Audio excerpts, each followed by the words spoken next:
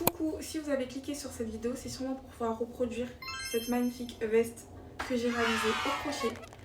C'est parti. Oh, et d'ailleurs, si vous n'avez pas encore réalisé ce petit chouchou, n'hésitez pas à regarder mes anciennes vidéos.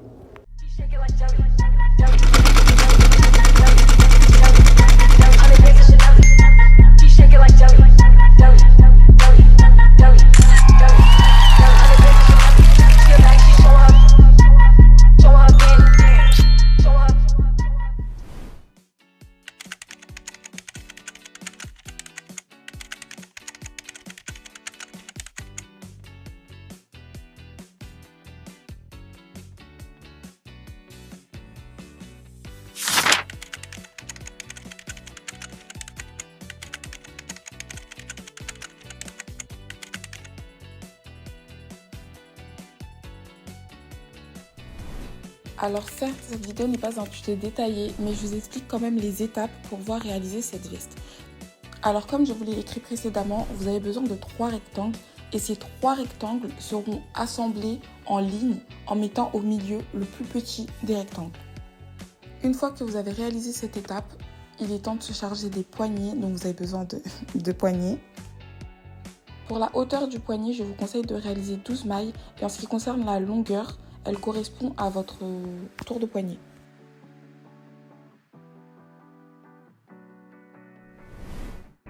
On passe maintenant à l'avant-dernière étape, l'assemblage des poignets.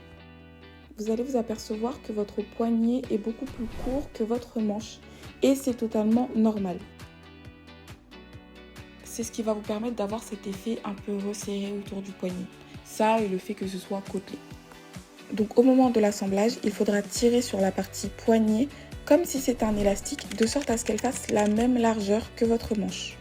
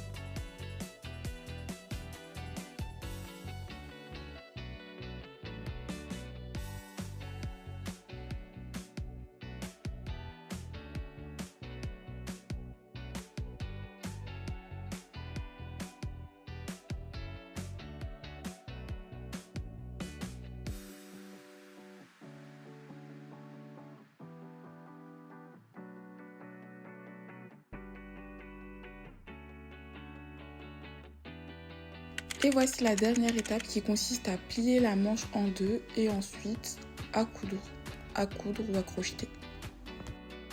Pour cette étape, mon repère, ça a tout simplement été les rectangles. C'est-à-dire que vous avez 3 rectangles.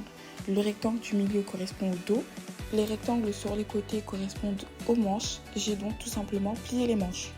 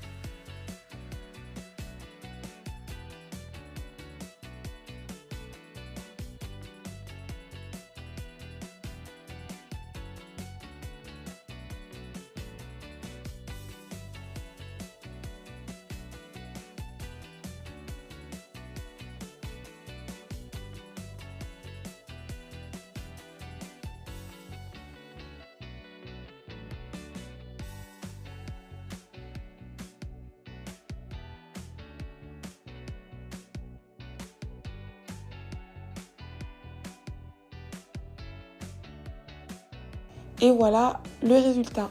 Bon, malheureusement, il ne s'agit pas d'un tuto détaillé, mais j'espère que cette vidéo, ce DIY, vous a quand même permis de visualiser ce que vous pouvez faire avec 3 rectangles. Déjà, merci d'avoir suivi ce tuto. J'espère que ça a été facile à suivre. Si ça n'a pas été le cas, n'hésitez pas à me dire ce qui n'allait pas dans les commentaires.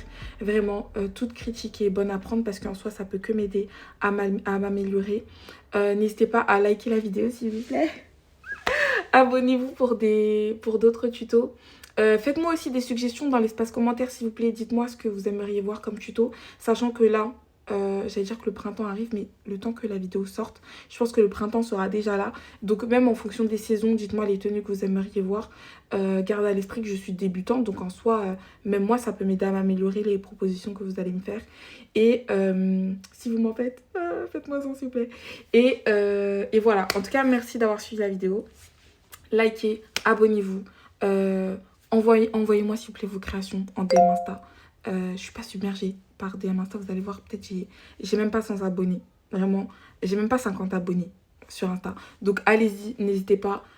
J'aimerais bien voir les couleurs que vous avez choisies. Est-ce que vous avez décidé de mélanger les couleurs? Donc voilà, n'hésitez pas à prendre vos créations en photo, à me les envoyer sur Insta s'il vous plaît. Voilà, en tout cas, merci beaucoup. Et à la prochaine. Bye bye.